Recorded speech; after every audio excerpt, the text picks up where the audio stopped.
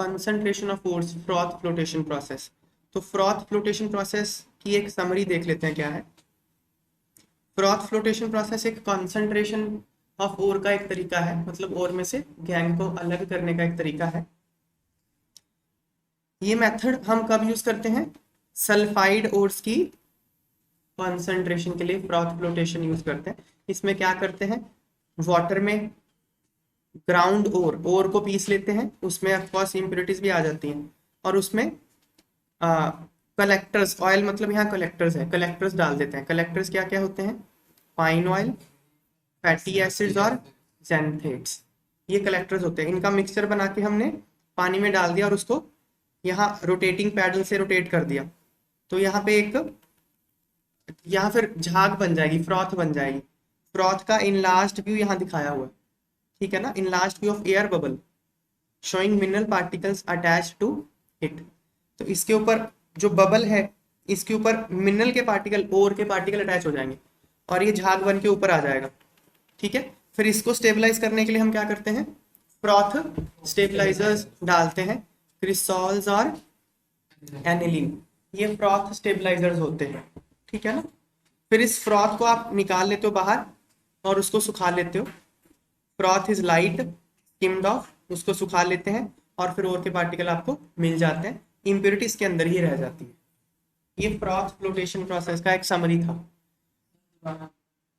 Froth flotation process में हम क्या करते हैं, और इसमें गैंग भी होगा। हाँ, जो फ्रॉथ बन गया ना, फ्रॉथ को यहाँ से बाहर निकाल लेते हैं, फिर उसको उस वो कैसे निकालते हैं, उससे क्या लेना, बस निकाल लेते हैं बाहर, ठीक है। इनको इस फैक्ट्री में थोड़ी ना काम करना है, ठीक है, नहीं इतना नहीं पूछेंगे, ठीक है।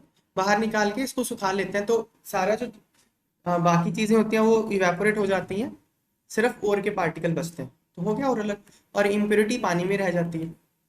ओके, तो ये एक रिवीजन था फ्रॉथ फ्लोटेशन, हमने क्लास में तो करा ही है।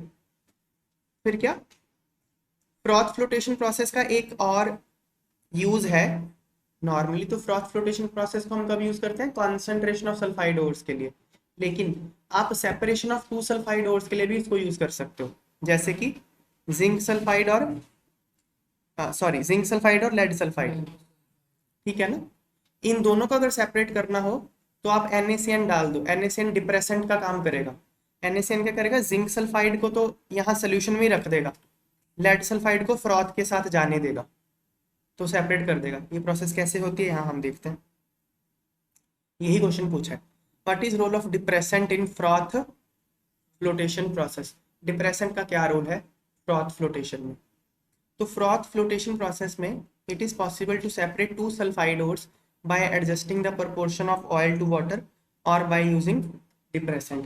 तो फ्रॉथ फ्लोटेशन प्रोसेस में दो सल्फाइड ओर को सेपरेट कर सकते हो, उसके दो तरीके बताए, या तो डिप्रेसेंट यूज कर लो या ऑयल और वाटर की रेशियो एडजस्ट कर लो। ऑयल यहाँ डाला था ना, कलेक्टर्स डाले थे ना, ऑयल यहाँ डाला था ना, ऑयल और वाटर, यहाँ वाटर है, इनकी रेशियो को एडजस्ट करके, ठीक है ना।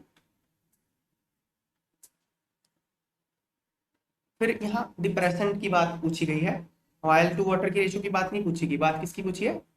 डिप्रेसेंट की। हम अब डिप्रेसेंट के बारे में बताएंगे। For example, in case of an ore containing zinc sulphide and lead sulphide, zinc sulphide और लेड सल्फाइड के केस में जो डिप्रेसेंट होता है वो क्या होता है? NaCN। NaCN क्या करता है?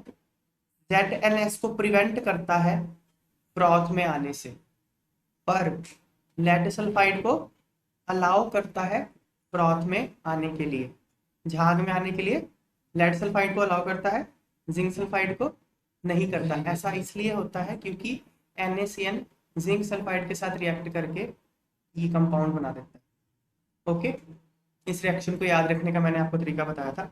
जिंक जब भी कंपाउंड बनाता है, जिंक हमेशा +2 में होता है, ओके, और CN हमेशा CN- होता है, साइनाइड आयनाइड। अब जिंक के साथ अगर आपने 4 साइनाइड लगा दिए, आपको बस याद ये रखना है कि जिंक साइनाइड के साथ जब रिएक्ट करता है तो 4 साइनाइड को पकड़ लेता है। ओके, अगर आपने जिंक के साथ 4 साइनाइड लगा दिए, जिंक पे कितना ऑक्सीडेशन नंबर है? +2, साइनाइड का -1, तो टोटली यहाँ साइनाइड पे -4 हो गया क्योंकि 4 है, तो टोटली जिंक और 4 साइनाइड पे कितना हो गया? -2। समझ में आई बात? तो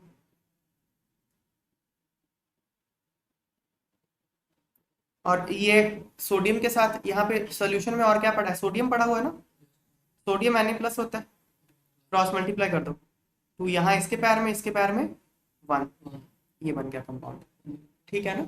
तो सिंपल सी रिएक्शन है। तो ये कॉम्प्लेक्स है, ये सॉल्युबल होता है पानी में, तो फिर जिंक ऊपर नहीं जा पाता, फ्रॉथ में नहीं जा पाता।